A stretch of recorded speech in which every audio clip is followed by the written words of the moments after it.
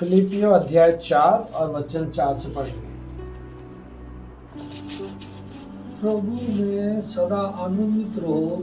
मैं फिर कहता हूँ आनंदित रहो। ओके, प्रभु में सदा आनंदित रहो। मैं फिर कहता हूँ आनंदित रहो। पौलुस यहाँ पे यहाँ से एक नई शुरुआत करता है। आप ऊपर के वचन पढ़ोगे वो अलग टॉपिक पे है, लेकिन 4 वचन से जब आप पढ़ते हो तो वहाँ पे पौलुस आनंद के बारे में बोल रहा है कि प्रभु में क्या रहो, आनंदित। फिर वो कहता है मैं फिर कहता हूँ क्या रहो, प्रभु आनंदित रहो। पता है ये वचन वो कहाँ से कह रहा है? ये वचन वो कहाँ से कह रहा है? दिल से। हाँ, दिल से नहीं, दिल से तो कह रहा है, लेकिन उस वक्त वो व्यक्ति कहाँ था मालूम है? उस समय में जब ये इस वचन को लिख रहा है, कहाँ था? जेल के अंदर जेल था। में था। हाँ, कहाँ पे था? जेल में।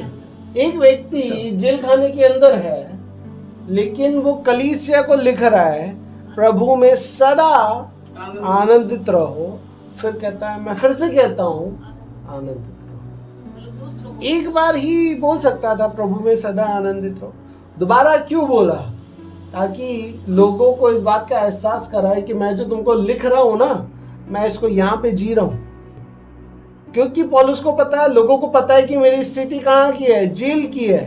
और जेल में एक व्यक्ति आनंद मना सकता है क्या? नहीं मना सकता है। लेकिन बाइबल बता रही है कि वे व्यक्ति वहां पे लिख करके भेज रहा है, और उनको इस बात का पता है कि पौलुस ने यदि लिख करके भेजा है तो पौलुस आनंद को मनाने वाला व्यक्ति है, इसलिए लिख करके भेजा है। वो हर समय में आनंद को बनाने वाला व्यक्ति है, इसलिए लिख करके भेजा है। राइट? यदि आप बाइबल पढ़ेंगे तो प्रेरितों के काम में लिखा है कि पौलुस और सिलास को जेल खाने के अंदर डाल दिया गया।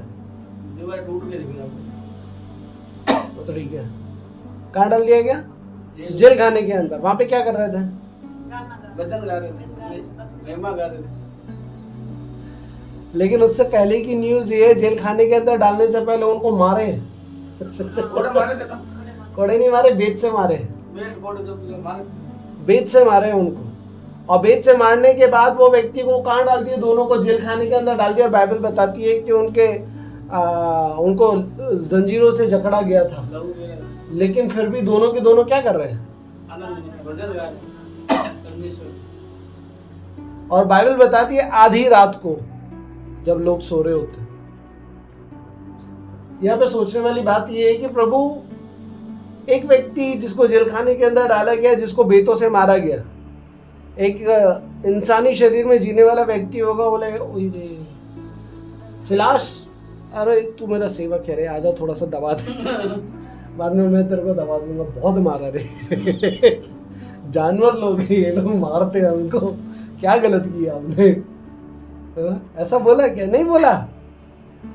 बाइबल बताती है वो लोग जेल खाने के अंदर जाकर के आधी रात को आराधना कर रहे हैं, और बाइबल बताती है बाकी के जेल के लोग उनकी क्या कर रहे हैं? सुन रहे हैं। सोचने वाले, क्या समझ रहे हैं? यस। मेरे प्रियो, परमेश्वर का दास जो यहाँ पे वचन को लिख रहा है, प्रभु में सदा आनंदित रहो, मैं फिर कहता हूं सदा आनंदित रहो, वो व्यक्ति उसको जीता है। और कलीसिया को ये बात पता है, क्योंकि उन्होंने इस चीज को देखा है कि ये जेल के अंदर रहने के बावजूद प्रभु की महिमा करने वाले लोग हैं। जेल के अंदर रहने के बावजूद परमेश्वर को ऊंचा उठाने वाले लोग हैं।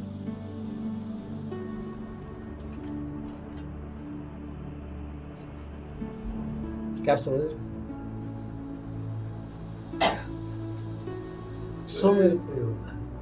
आप सोचो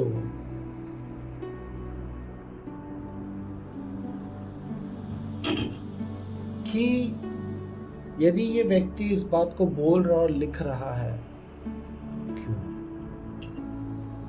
ताकि लोगों को इस बात का पता चले, मैं जो बोलता हूं मैं वो जीता हूं। क्या आप समझ रहे हैं? यस। यदि पौलुस बोल रहा है प्रभु में सदा आनंदित रहो, मैं फिर कहता हूं आनंदित रहो, तो वो पौलुस जो बात बोल रहा है उस बात को वो व्यक्ति जी रहा है। कौन व्यक्ति है जिसकी लाइफ में प्रॉब्लम्स नहीं होती है?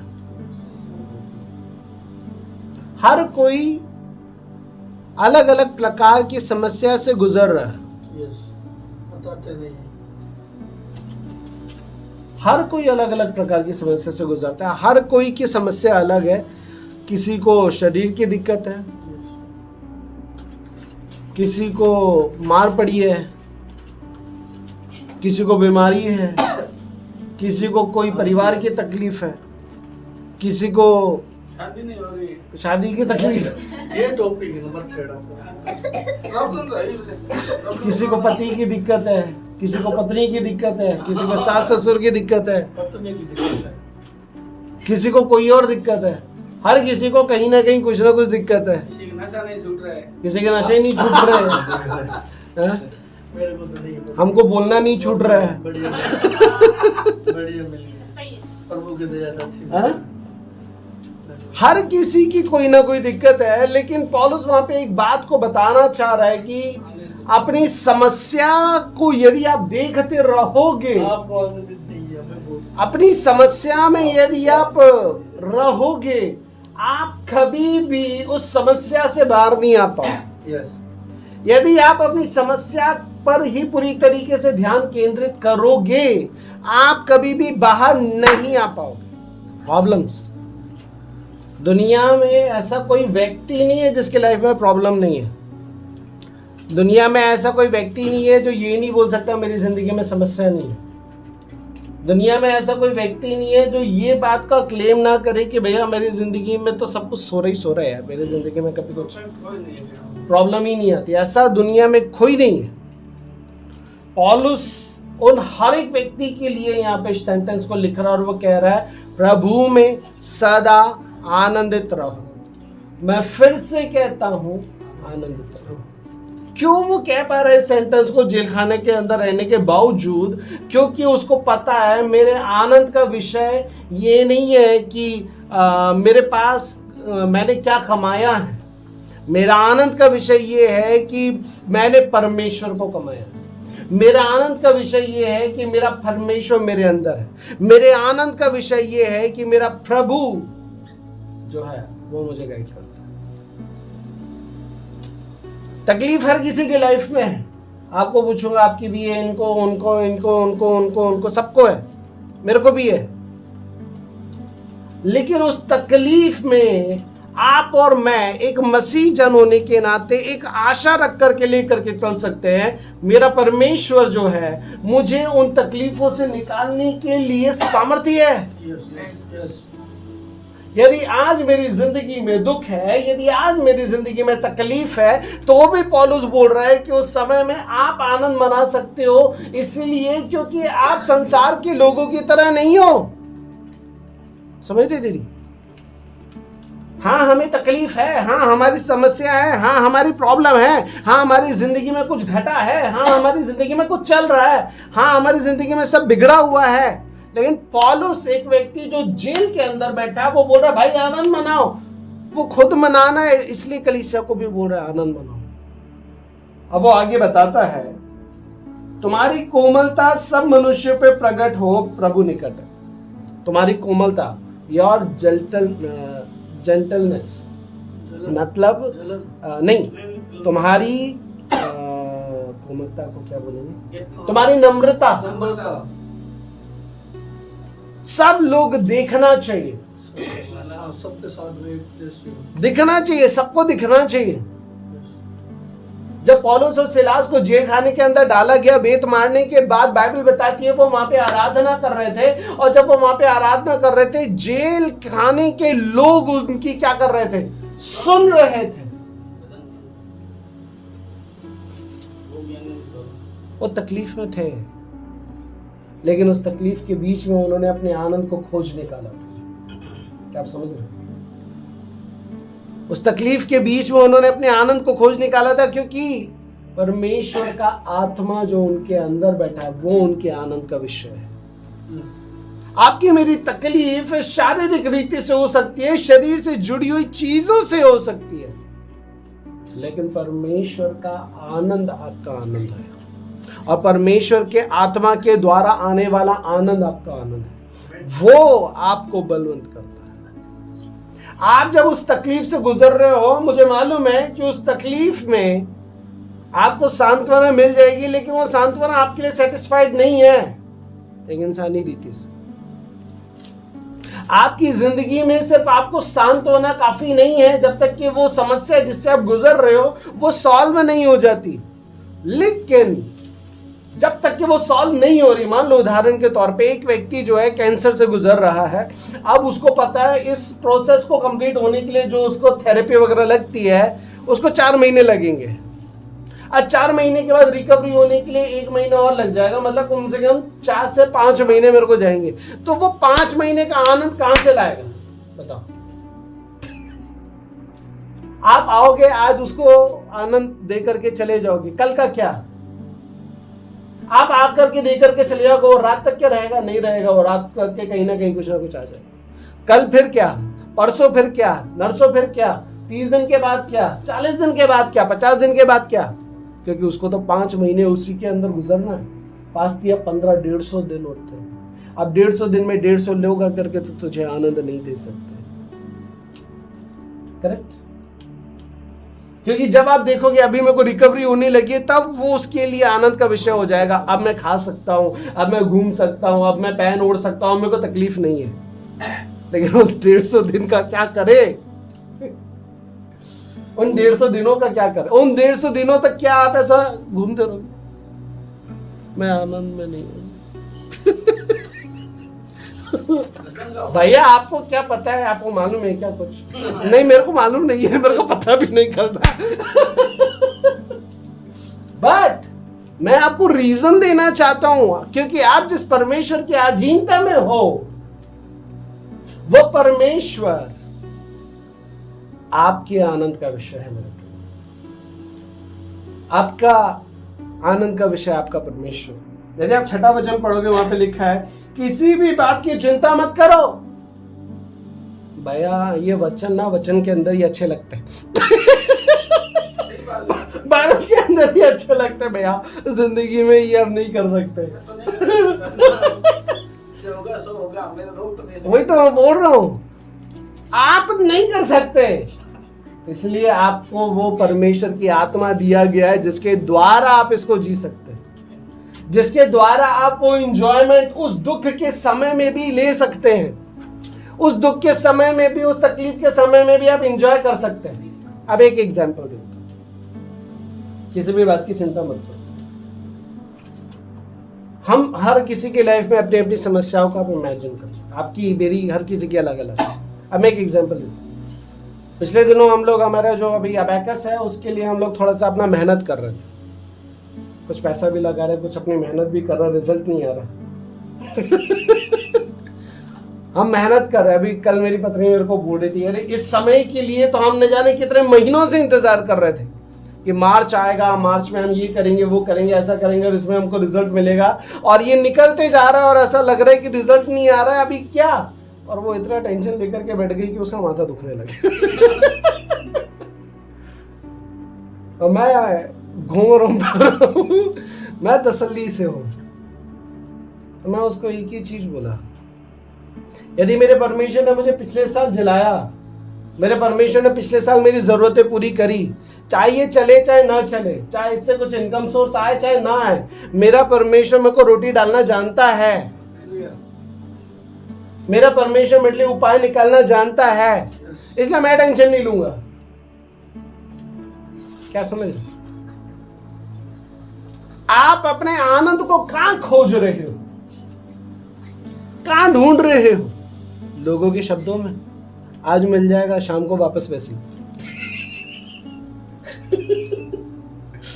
कल वापस वैसे ही, परसों वापस वैसे ही। इसलिए मैं आपको यहाँ पे बोलना चाहता हूँ मेरे प्रियो, संसार का आनंद आपका आनंद नहीं है, संसार की तसल्ली आपकी तसल्ली नहीं है, संसार के द्वारा दी जाने वाली चीजें आपको संतुष्ट नहीं कर सकती है।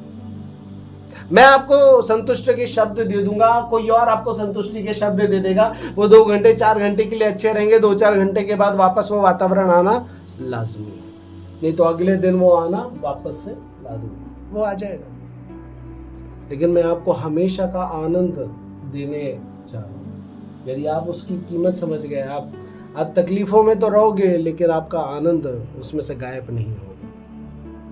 इसलिए यहाँ पे कहता है किसी भी बात की चिंता मत करो, परंतु हर एक बात में तुम्हारी निवेदन, प्रार्थना और विनती के द्वारा धन्यवाद के साथ परमेश्वर के सम्मुख उपस्थित किए जाएं। प्रभु मैं तकलीफ में हूं, मेरे से तो प्रार्थना नहीं हो रही, तो बोली प्रार्थना निवेदन आनंद के साथ में लिख करके जाऊं, कैसे संभव है?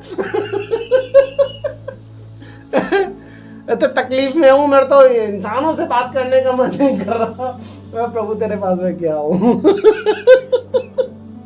तो यहाँ पे क्या कह रहा है? परंतु हर एक बात में तुम्हारे निवेदन, हर एक बात में कह रहा है चिंता मत करो, हर एक बात में, चाहे सुख का समय हो, चाहे दुख का समय हो, चाहे नॉर्मल समय हो, चाहे दोनों ही नहीं हो।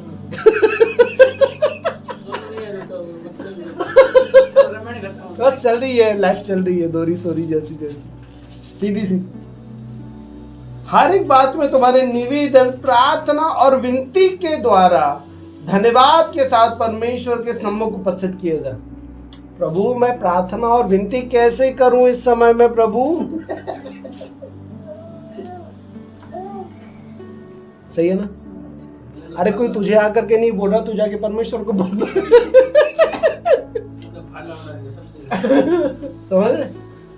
पता है कई बार मेरे लाइफ में क्या होता था, जब मुझे कई बार रोना आता था, कई बार लाइफ में, तो मैं खुदा की उपस्थिति में जाता था और मैं परमेश्वर को सिर्फ इतना बोलता था, प्रभु तेरे को दिख नहीं रहा मैं रो रहा हूं?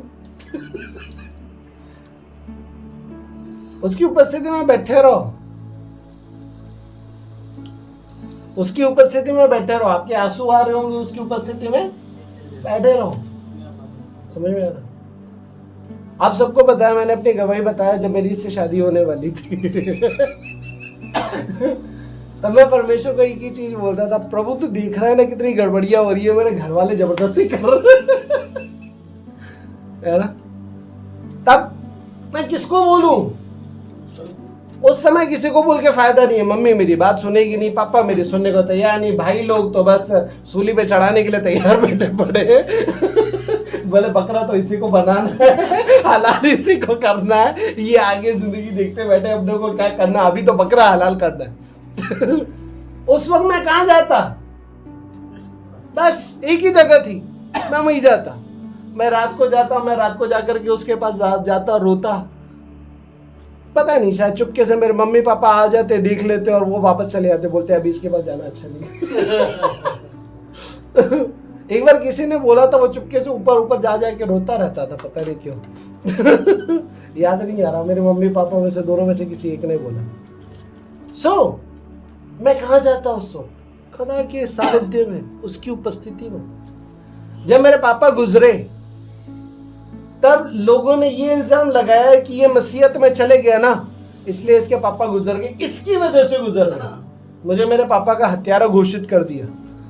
अब उस वक्त मैं किसको जाकर के बोलूं? तकलीफ में तो हूं। उस वक्त में मुझे किसी ने कॉल नहीं किया, मुझे किसी ने सांत्वना नहीं दिया। उस वक्त में किसी ने मुझे ये नहीं बोला वितिन चिंता मत कर। कोई मुझे कॉल नहीं कर रहा, कोई मुझे फोन करके ये नहीं बोल रहा वितिन हम प्रार्थना कर रहे हैं तेरे लिए। किसी ने मुझे तसल्ली के शब्द नहीं, किसी ने मुझे फोन छोड़ो, कोई मेरे पास में भी नहीं आया, कोई खुदा का खादिम मेरे पास में नहीं है, कोई परमेश्वर के जन का कॉल नहीं। मैं कहां से लाऊं अपनी तसल्ली उसमें? प्रभु मेरे ऊपर मेरे बाप की मृत्यु का इल्जाम लगा दिया, तेरी वजह से तेरा बाप मरा। आई एम अ मर्डरर लोगों की नजर। आई एम अ मर्डरर, मैंने मार दिया मेरे पिता को। अब बोलो, आपके ऊपर ये इल्जाम लगेगा तो क्या करोगे? आपके खुद के पिता को, आपकी मर्जी के खिलाफ आपकी शादी हो रही है, अब क्या करोगे? किसको जाकर के बोलोगे जब कोई सुनने के लिए तैयार नहीं? मैं जो आपको बातें सिखा रहा हूं, मैं हवा से नहीं सिखाता मेरे भाई, मैं अपने अनुभव से सिखाता।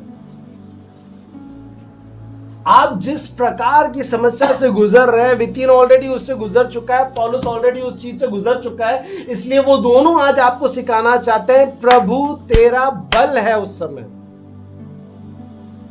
समय मैं रोते हुए सिर्फ मेरे खुदा के सानिध्य में जाता था और वहां जाकर के अपने दिल को खोलता था और उससे बोलता था, पिता तू देख रहा है ना। आप गवाही जानते हैं, मैंने नेहा की मेरी गवाही कई बार बताई है। सगाई होने से पहले तक मैंने कभी उसको एज अ पत्नी करके एक्सेप्ट नहीं किया। उस सगाई को तोड़ने के लिए मैंने कितनी कोशिश करी, उसने भी करी होगी, लेकिन वो नहीं टूटी। क्या आप समझ रहे हो? क्यों? उस वक्त में मेरे पास क्या चाह रहा था? कुछ भी नहीं। वो तो संसार की थी, उसको तो खुदा से कोई मतलब ही नहीं, लेकिन मैं तो खुदा का खादिम था, मुझसे कोई पूछने वाला नहीं। तब मैंने किसका सहारा लिया? उस परमेश्वर का। उस वक्त मैंने इस वचन को पूरा किया, किसी भी बात की चिंता मत करो, परंतु हर एक बात में तुम्हारे निवेदन प्रार्थना और विनती के द्वारा धन्यवाद के साथ परमेश्वर के सम्मुख उपस्थित किए जाए। मैंने वही किया। मैं अपने आंसुओं को लेकर के अपने बाप के पास में गया, संसार के नहीं, स्वर्ग के। उसके पास जाकर के बोला, पिता देखिए दुनिया ना मेरे को मेरे पिता का मर्डर बोल रही है, तू देख रहा है ना पिता, ये देखिए मेरे घर वाले मेरे अगेंस्ट जाकर के मेरी शादी कराने के लिए तैयार।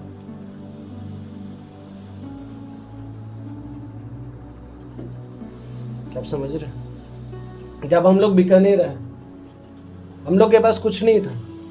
वो जब शादी करके आई थी, कुछ भी नहीं था मेरे पास। बैग के अंदर तो मैं कपड़े रखता था, अलमारी तक नहीं थी, आज भी नहीं है।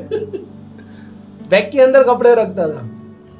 एक दिन अपने बहन को फोन करके बोलते, यार इसके पास तो कुछ भी नहीं है, बैग के अंदर कपड़े रखते हैं। मेरे को काम फंसा दिया। क्या आप समझ रहे हो? उस समय बड़ा कठिन समय था, उसके लिए भी मेरे लिए भी, लेकिन बड़े मशक्कत से हमने उसका सामना किया। स्टार्टिंग में हम दोनों के बीच में बहुत अनबन हुई, क्योंकि वो संसार की, मैं परमेश्वर का। उसका रहना खाना पीना सब अलग, मेरा रहना खाना पीना सोच विचार सब अलग। बहुत दिक्कतें हुई। तब कहाँ गया, किसको बोलता? ना उस माँ को कॉल कर सकता, ना उन भाइयों को बोल सकता, पिता तो दुनिया में है ही नहीं, ससुराल वालों को क्या बोलेंगे। तब कौन है आपके पास? आपका परमेश्वर। तब मेरा सुबह 5 बजे उठ करके प्रार्थना करने का टाइम था। मैं रोज तभी जाता और तभी अपने बाप को जाकर के बोलता, पिता तू ही संभाल। ऐसा नहीं है पति पत्नी के बीच में सिर्फ आप लोगों के बीच में ही हुए, हम लोगों के बीच में भी पहले बहुत होते थे। क्यों? क्योंकि हम दोनों अलग थे बहुत। बताया ना आपको, परिवार वालों जबरदस्ती ठोक दिया। प्रभु का धन्यवाद हो उन सारी सिचुएशन में बताने के लिए, आपका दिल खोलने के लिए, आपका दर्द बांटने के लिए कौन था? आपका परमेश्वर। मैंने अपना दर्द वहां जाकर के बैठा, और वो कठिन समय प्रभु का धन्यवाद बीत गया। वो कठिन समय टल गया। क्यों? क्योंकि इस वचन को पूरा किया गया। क्या कहता है? हर एक बात में तुम्हारे निवेदन प्रार्थना और विनती के द्वारा धन्यवाद के साथ परमेश्वर के सम्मुख उपस्थित कीजिए। आपके निवेदन प्रार्थना के द्वारा परमेश्वर की उपस्थिति में ले जाकर के बोलो। आपकी जो भी समस्याएं हैं पिता के पास जाकर के बोलो। आपकी जो भी दिक्कतें हैं पिता के पास जाकर के बोलो। आपकी जो भी समस्याएं हैं उस खुदावंद की उपस्थिति में जाओ, वहां जाकर के बोलो। संसार में जाकर के बोल करके मेरे प्रिय आपको कुछ नहीं मिलेगा।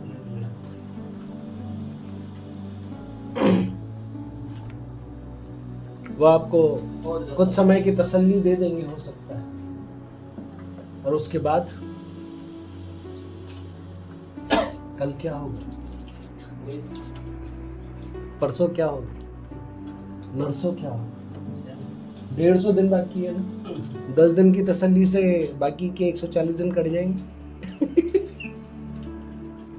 मैं आपको जस्ट ये बताना चाहता हूं मेरे प्रियो कि आपकी जो समस्याएं हैं, हाँ वो है और वो रहेगी। क्योंकि आप इस दुनिया में हो। जब तक आप इस दुनिया में समस्या रहेगी, आज ये है कल कोई और रहेगी, परसों कोई और रहेगी, नरसों कोई और रहेगी। समस्या जब तक आप जिंदा हो तब तक रहेगी।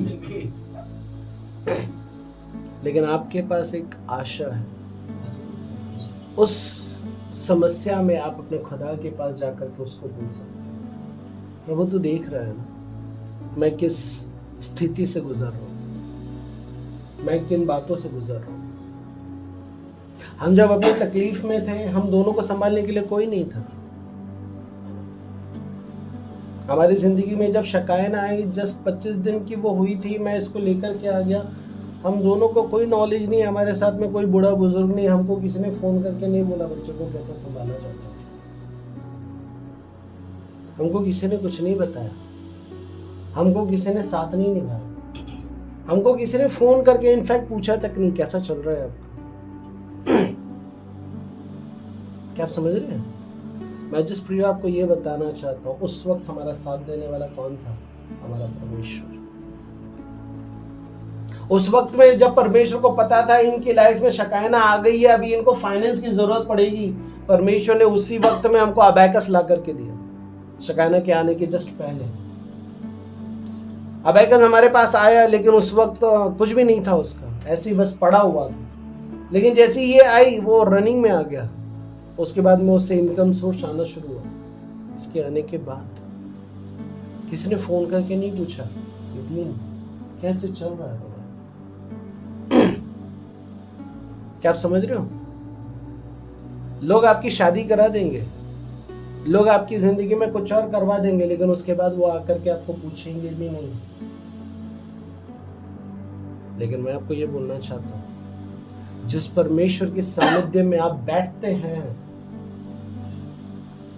वो परमेश्वर आपकी तकलीफों में आपको आनंदित करना जानता है, आपकी तकलीफों में आपको शांति देना जानता है, आपकी तकलीफों में आपको तसल्ली देना जानता है।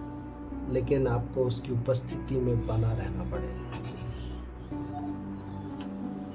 उसकी उपस्थिति में बना रहना पड़ेगा। और जब आप उस परमेश्वर की उपस्थिति में बने रहेंगे, जब आप खुदावन की उपस्थिति में बने रहेंगे,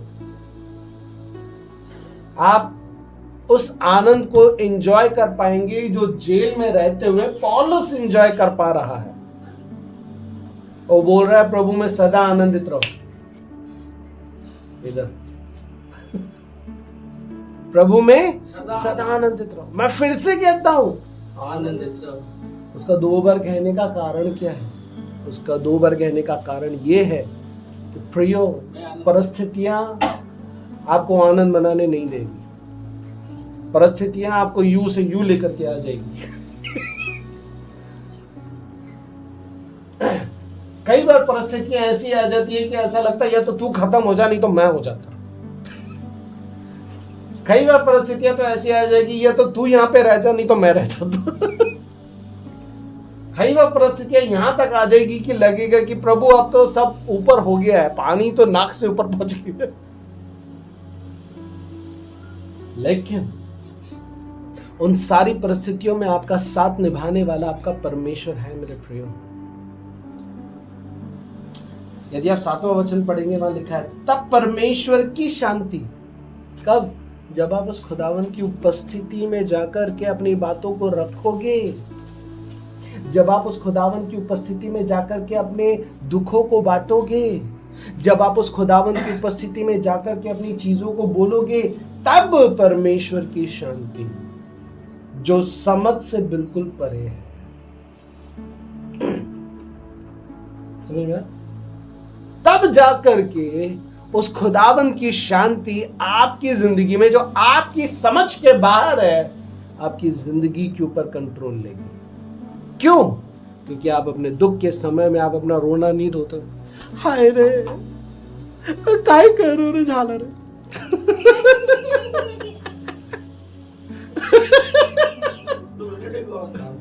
अभी वो गुस्सा होकर के बैठी होगी। क्या आप समझ रहे मेरे प्रिय? मेरे प्रियो, मैं आपको जस्ट ये बताना चाहता हूँ, जब आप अपनी प्रॉब्लम्स को लेकर के अपने खुदावन की हुजूरी में जाओगे, आप टेंशन फ्री तभी हो पाओगे। आप अपनी प्रॉब्लम मुझे बता सकते हो, आप अपनी प्रॉब्लम किसी और को बता सकते हो, लेकिन उससे आपको वो तसल्ली, वो शांति नहीं मिल पाएगी एक्चुअली जो जिंदगी भर की होती, वो खुदावंद की शांति। वो जब आप खुदावंद की उपस्थिति में जाकर के बैठोगे ना और खुदावंद को जाकर के बोलोगे, वो स्वर्ग से जो आपकी शांति परमेश्वर के द्वारा दी जाती है। यीशु मसीह ने कहा मैं तुम्हें शांति देने के लिए आया। वो शांति नहीं जो संसार देता, संसार की शांति अलग है, परमेश्वर के द्वारा दी जाने वाली शांति।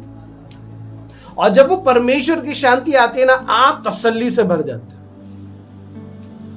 आप अपने उस दुख से बाहर आने लगते हो, आप अपने नशों से, आप अपने बातों से, आप अपने झगड़ों से, रगड़ों से, आपको बोले गए इल्जामों से, परिवार में हुए नॉनसेंस से, वायलेंस से, इन सारी चीजों से बाहर आने लगते।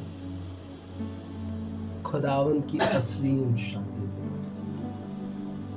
इसलिए यहाँ पे वचन क्या है, तब परमेश्वर की शांति जो समझ से बिल्कुल परे है तुम्हारे हृदय और तुम्हारे विचारों को प्रभु यीशु मसीह में सुरक्षित है। परमेश्वर जब शांति देता है तुम्हारे हृदय में देता है, तुम्हारे मनों में देता है, तुम्हारे विचारों में देता है, क्योंकि सारी बातें तो विचारों से ही आती है ना, अंदर से आ रही होती है।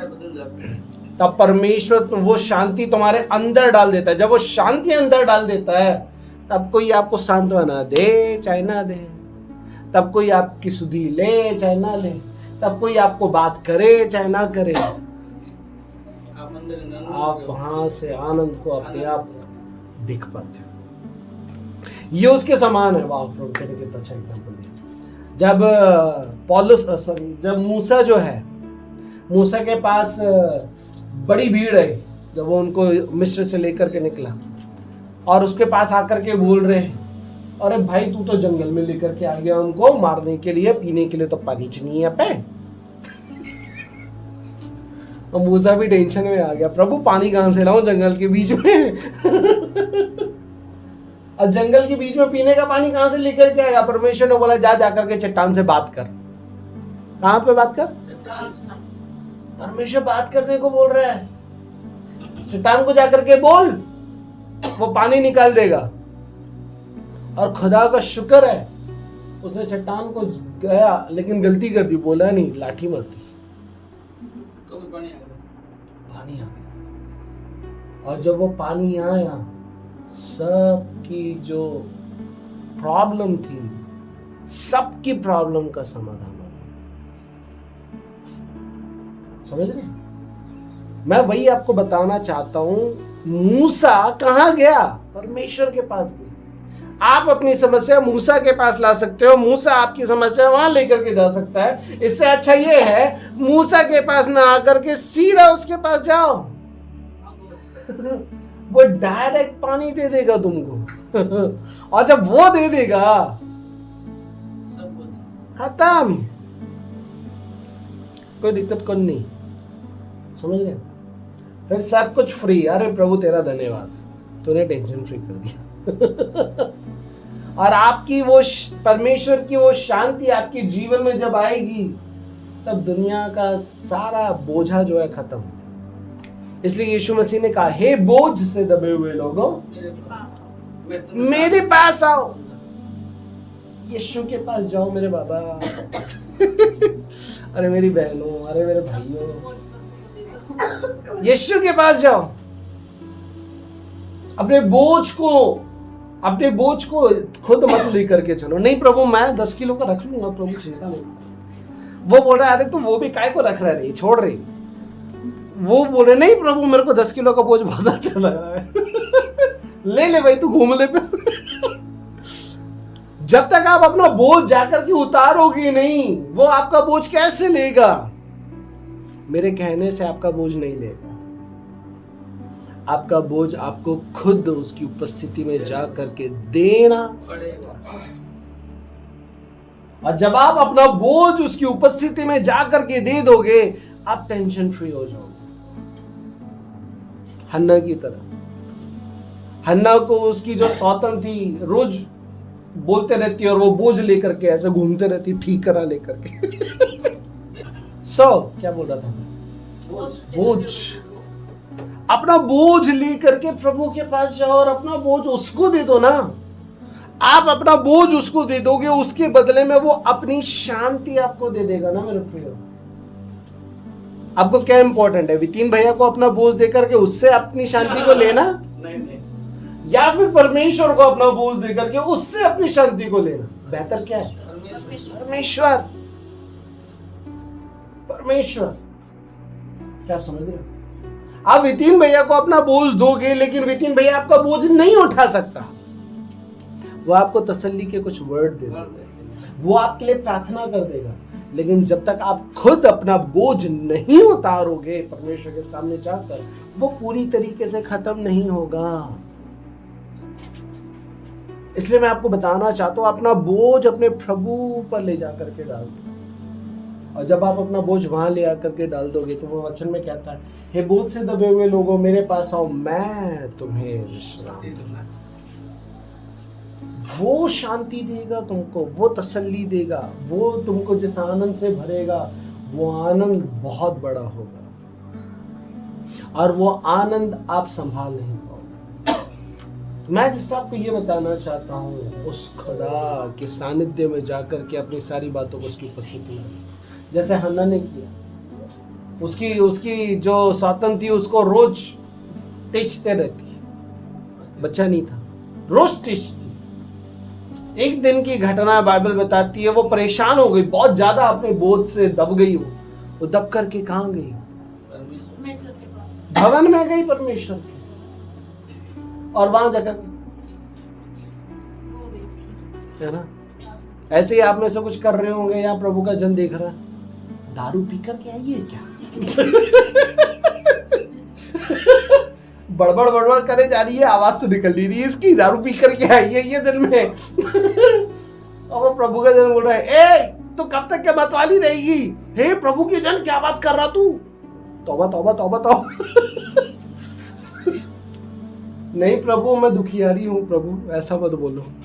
अच्छा दुखियारी है, ठीक है। और तब प्रभु के जन ने उसको आशीष दी, बाइबल बताती है, और वो खुदा के उस खादिम की बात को लेकर के घर चले गई। और बाइबल बताती है, घर जाने के बाद उसने चैन से खाया और पिया, और उसके बाद वो अपने पति के पास गई। और बाइबल बताती है, वो आशीषित हुई जो खुदा के खादिम के द्वारा उसको बोला गया। कब हुआ? जब वो अपना बोझ लेकर के खुदावन की हुजूरी में गई, ना कि खादिम की हुजूरी में गई। समझ रहे? आप उसकी हुजूरी में जाओगे, खादिम भी आपको बोलेगा, परमेश्वर उसी के द्वारा आपके जीवन में काम कर देगा, या तो डायरेक्ट आपके जीवन में काम कर देगा प्रिय। इसलिए आज मैं आपको जस्ट ये बताना चाहता हूं, अपना बोझ उठा करके उसके ऊपर डाल दो। समझ? अपना बोझ उसको दे, जितना भी है सारा उठा करके दे दो। अभी वाला भी दे देना।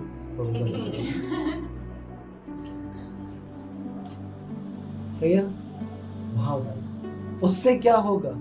जो शांति आपको मिलेगी वो दुनिया में आपको कोई नहीं दे पाएगा। हालेलुया। मैं कल परमेश्वर ने मुझे ये वचन दिया। जब उसने मुझे ये वचन दिया, मैंने रात को अपनी पत्नी से भी बांटा और मैं प्रभु को बोला, प्रभु मैं देना चाहता हूं, यदि तेरी मर्जी है तो। और उसने वही मुझे दिया कि मेरे लोगों को सिखा कि बोझ लेकर के घूमने के लिए तुमको नहीं दिया है। मैं हूं तुम्हारे पास, अपने बोझ को मेरे पास आकर के रख दो, तो मेरी शांति लेकर के चले जाओ। प्रभु के क्रूस को ले लो, और जब आप उसको ले लोगे, बाकी सारी चीजें अपने आप दब जाएगी, क्योंकि उस क्रूस के साथ में सब कुछ आ जाता है, सब कुछ। समझ रहे? इसलिए आज इतना ही बता करके खत्म करना चाहता हूं। प्रभु का बोझ, अपना बोझ प्रभु के ऊपर है। एक गीत का जो है गीत कहता है, अपना बोझ प्रभु पर डाल, कभी ना घबराना, तेरा आदर मान करेगा, आश्चर्य कर्म करेगा। समझ? अपना बोझ उस पर डाल दो, वो आश्चर्य कर्म करके, वो चमत्कार करके, वो अद्भुत कुछ करके आपको उन चीजों से बाहर निकाल लेगा। जैसे कि मूसा ने परमेश्वर के पास जाकर के बोला, इजरायलियों के लिए समाधान आ गया। हन्ना ने परमेश्वर के पास जाकर के बोला, उसके लिए समाधान आ गया। आप खुदा की उपस्थिति में जाकर के बोलोगे, आपके लिए समाधान, यस, विश्वास के साथ आपका समाधान आपके परमेश्वर के पास से मिलेगा। इसलिए जब भी आप किसी प्रकार का बोझ फील करो, खुदा के सानिध्य में जाओ और वहां जाकर के उसको उतार दो। जब भी बोझ फील करो, वहां जाओ, जाकर के उतार दो। जब भी बोझ फील करो, वहां जाकर के उतार दो। प्रभु का धन्यवाद। समझ रहे? इससे बेहतर आपके लिए बोझ हटाना और कोई दूसरा तरीका, और कोई दूसरा तरीका।